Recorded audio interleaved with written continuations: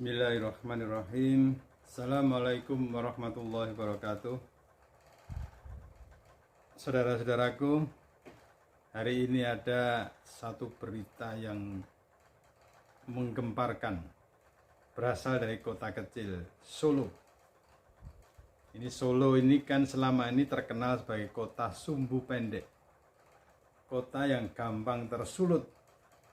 Kita tentu masih ingat tahun ketika Megawati dikalahkan oleh Kiai Haji Abdurrahman Wahid dalam pemilihan presiden yang dilakukan oleh MPR. Itu Solo terbakar habis. 1998 ketika jatuhnya Pak Harto pun Solo juga habis-habisan terbakar. Ketika aksi anti Cina sekitar tahun 80-an, itu juga Solo duluan yang terbakar, yang memulai Solo. Nah, ini hari ini tadi pagi itu berawal dari ulang tahun Mega Bintang yang didirikan oleh Mudrik Setiawan Malkan Sangidu. Itu Solo memulai people power. Ini ngeri-ngeri sedap ini. Ada beberapa tokoh bangsa yang berkumpul di Kartopuran. Di sana mereka merayakan 26 tahun berdirinya Mega Bintang. Hanya kali ini Mega Bintang tidak berpihak kepada Mega atau PDIP atau Jokowi sebagai petugas partainya. Tapi Mega Bintang kali ini justru menyerukan people power.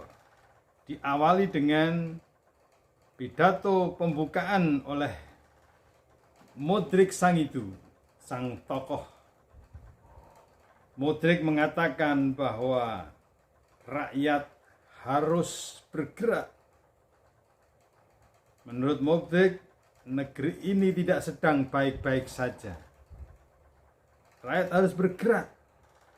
Karena itulah tema ulang tahun Mega Bintang yang ke-26 kali ini juga ngeri-ngeri sedap. Temanya adalah rakyat bertanya, kapan people power? Luar biasa kan? Rakyat bertanya, kapan people power?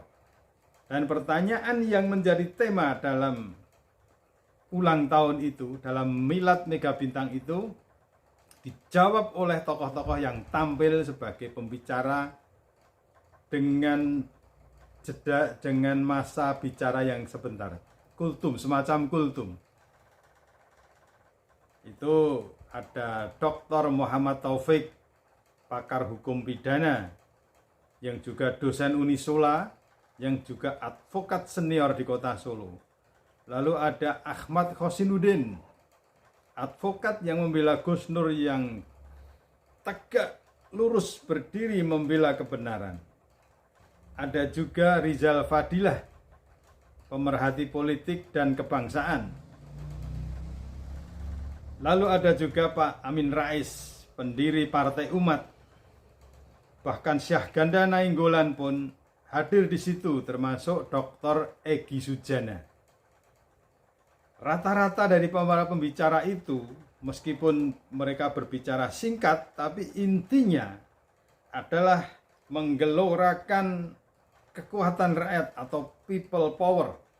Bahkan menurut Dr. Muhammad Taufik, people power itu boleh dan dilindungi oleh undang-undang.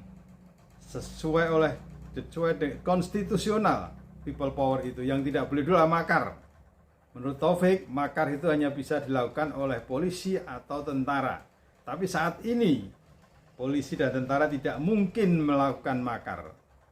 Nah, diawali kemarin sebelumnya adalah surat terbuka yang dikirimkan oleh Dr.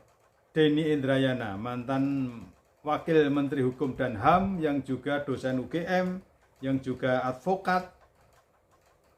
Dikirimkan secara terbuka lewat akun Twitternya. Denny mengatakan ada 3 dosa Presiden Jokowi yang membuatnya layak diimpeach, layak dimakzulkan. Tetapi kita tentu tahu, bahkan para pembicara dalam milad Mega Bintang pun tahu bahwa parlemen kita sedang masuk angin. Artinya surat terbuka itu meskipun memanfaatkan atau menggunakan mata dan telinga dan hati rakyat untuk mengawalnya, untuk mengawasinya, tapi yakin bahwa parlemen tidak akan melakukan impeachment terhadap Jokowi. Karena itulah langkah satu-satunya adalah impeachment yang dilakukan oleh seluruh rakyat Indonesia, yaitu dengan people power. Bahkan Rizal Fadilah yang jauh-jauh dari Bandung datang ke sini itu menegaskan sekali lagi bahwa people power harus dilakukan saat ini juga. Puncaknya adalah pada tanggal 23 Oktober 2023 nanti. Jokowi harus lencer. Ini luar biasa. Mereka menyemangati rakyat menggelora, bahkan dengan takbir Allahu Akbar. Ini luar biasa.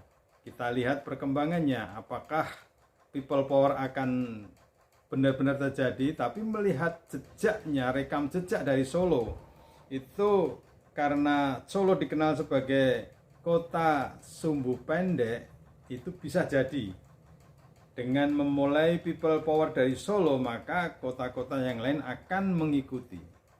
Jadi kita lihat people power apakah benar-benar terjadi, dan Oktober 2023 apakah benar Presiden Jokowi akan dilengserkan oleh rakyatnya seperti dilengserkannya Pak Harto pada bulan Mei 1998 silam.